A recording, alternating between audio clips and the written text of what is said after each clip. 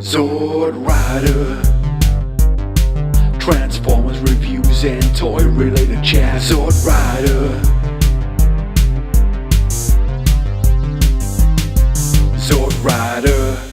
Hello everyone, it's Sword Rider here, and I'm here to do a second episode of Transformers Now and Then.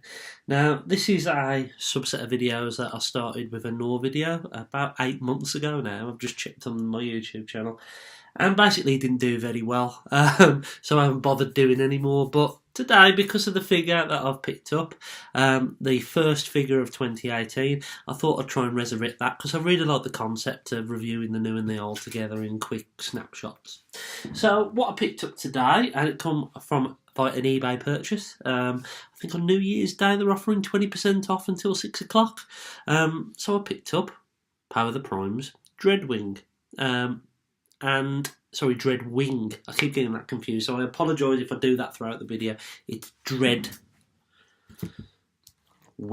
Look, so and smoothly coming into it. Let's have a look at the packaging. So you can see there's some artwork of Dreadwind on the back, some Titan Masters.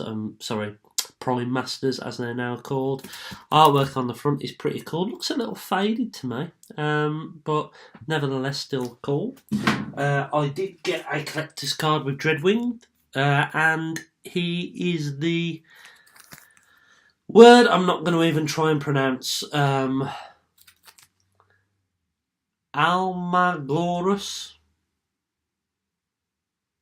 takes ominous airborne forms. Well, that's pretty useful because it's a plane, isn't it?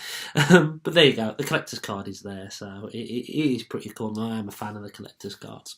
So this is Power of the Primes Dreadwind, and this is Generation 1 Dreadwind. As you can see, it is a really good updated variation of this figure.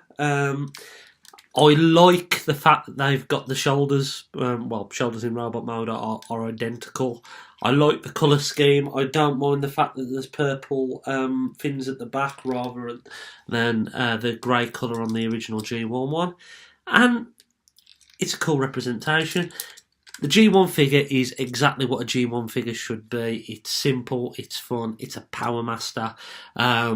It is a great toy, and this is one of the figures that I kind of restored and got some new stickers for, and it is a great figure. I don't own Darkwing. I do want to get Darkwing. He's on my list, and hopefully I'll pick him up maybe this year at TFN or at a toy fair.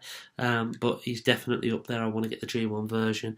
But as you can see, this is a great representation of a G1 figure and a great art mode.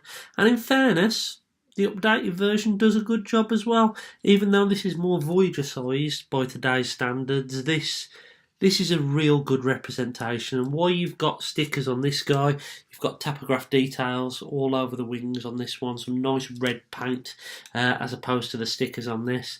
And I like it. I actually really like it. Is it a Combiner Wars retool? Yes, it is. But it's not like a Alpha Bravo to Blades to Vortex one, which is just maybe you get a different head and everything else is the same. This guy's been completely reworked. It reminds me more of the Titans Return retools, if that makes sense.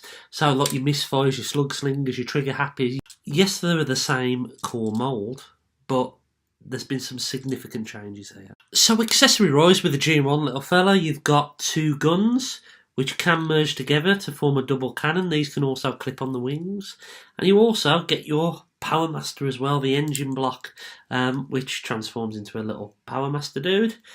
And as you're all aware, with Power Masters, you clip this back into the back of the plane, which unlocks a transformation mode, which means you can now transform the fellow, which I'll do in this moment.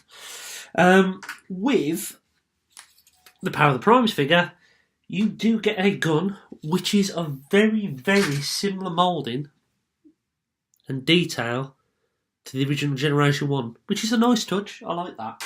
And you also get the shield, which fits on the chest, which is also a hand in combined mode, and we'll get onto combined mode in a moment. But so accessories-wise, yeah, actually, you know what? you're probably a gun down, but you've got a version of the Power Master. If you want to, you can put this on the top like this, and the hand kind of acts as the Power Master did in Generation 1, which I think works. It's quite cool. And you can tab, of course, the gun into the wing. Everything's quite tight on this. All the tolerances are really good. One downside on my one now, straight out the package, you can see I've got some paint chip in there, which is a little bit of a disappointment. But to be honest with you, that's the only QC issue I've got with this guy. So the Generation 1 figure, articulation-wise, is pretty good for a G1 robot. His head doesn't move, but you do get some shoulder movement, you do get some elbow movement, and you do get a wrist swivel. You also get knee movement, but it's forwards, which is a bit odd. And you get a little bit of toe movement due to transformation. But that arm movement is pretty good for a Generation 1 Transformer. You can take his guns and pop one in each hand, or you can have a dual cannon like I like to leave him like that. He's a very cool robot, very Generation 1. I love Power Masters, I think they're fantastic. I need more of them in my collection. And he's a cool figure. He's held up well over the years. I mean, this thing's about 30 years old. I only picked him up last year. Cool figure. So as for Power of the Primes Dreadwind, he looks pretty awesome in his robot mode, I have to say. The legs are a little bit odd how they transform. You can have them folded up, or you can have them out like that, like almost like dirge in a way. I can see it maybe making the cone heads out of this mould. I can see it being used, but we'll see about that. But you know what? He's a cool figure. I like him. He's got some nice paint. He's got some nice Tapograph Decepticon logo. I absolutely love the head sculpt. That's really, really cool. I really, really like him. So let's address the elephant in the room about the quality of this guy. Now, that ain't too bad at all. The joints are really, really tight, sturdy. You've got some slight light ratchets on the elbows. You've got some friction joints and ball joints. The ball joints here are so tight compared to a Titan's Return Skull Smasher figure or a Croc figure. It knocks it into fits. It really, really does. But with the quality of this thing. Yes, I've got a bit of paint chipping, but you know what? Actual joints and tolerances are more important to me. And this guy, pretty good. I have to say, I can't fault the QC. What's the plastic quality like? It's all right. It's maybe it is a little bit thinner in places, but it's not overly noticeable. I think the Titan's Return figures spoiled us a little bit on design, on paintwork, and actually, you know what? This guy would have worked so well with a Headmaster. But you know what? With what we've got, and these are coming in a little bit cheaper than the Titan's Return figures as well, I think it's okay. I mean, it's not a masterpiece figure. It's not going to win any awards, but for a 16 quid figure, which this cost me posted, it ain't bad. It's not bad at all. Accessories wise, you can take his gun and you can pop it in his hand, and it is stupidly tight. But you can get him holding that pose. You can also fold down this section here, and you can take this port here, and you can plug this into the front of him. And this is Dreadwind in his middle-aged spread mode, or his pregnant mode. It's silly, it's stupid, but I get why they've done it, because you can take your Titan Masters out, your Prime Masters out, and you can pop them in this gap here. And it's great playability, it really is, for the kids, and it's a cool novelty thing for us as well. So, you know, I don't mind that. And I actually really like as well how they've put this section in and hidden some of the combiner port, which is pretty cool. Combiner ports are exactly the same as what they were on Combiner Wars, but listen to that ratchet. How tight is that? So articulation-wise, his head can move a full 360. His arms can also do a full 360. You get some outward movement at the shoulder. You can obviously go forward and back. You can do 90 degrees there. There is no waist swivel. You do get a hip waist rotation. Leg can go all the way forward. and all the way back, and around about that far out because it catches on the outside, and you can get a bend at the knee. And here's Dreadwind in his arm mode, and as you can see, it's very Combiner Wars-esque. I've just got this configured in the way that I did on my Combiner Wars figures, and this is dodgy at the back just so I can plug his weapon in. But I think it looks better than Combiner Wars. I think the hands are a little bit better. I think the paint's a little bit better than Combiner Wars. And it feels a little bit more sturdy.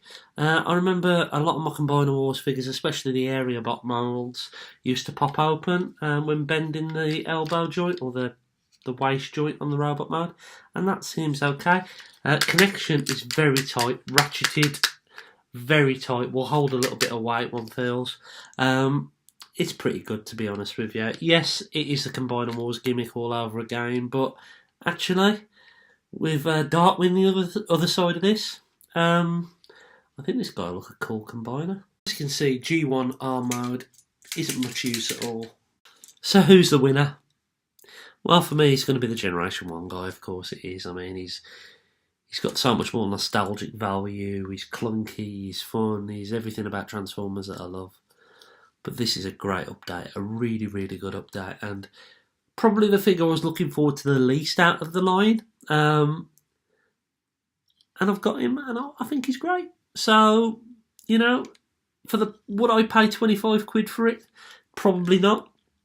But I think it's looking at, over in the UK, these are going to cost around $16.99 in retail shops. Not that bad, considering some of the crap that we were tried to sold as Premiere Edition for the last night. I mean, I think about that Bumblebee being 25 quid. I mean, it's just a joke. So anyway, I've been Zort Rider. This has been Power of the Prime's Dreadwind, and we'll see you again soon.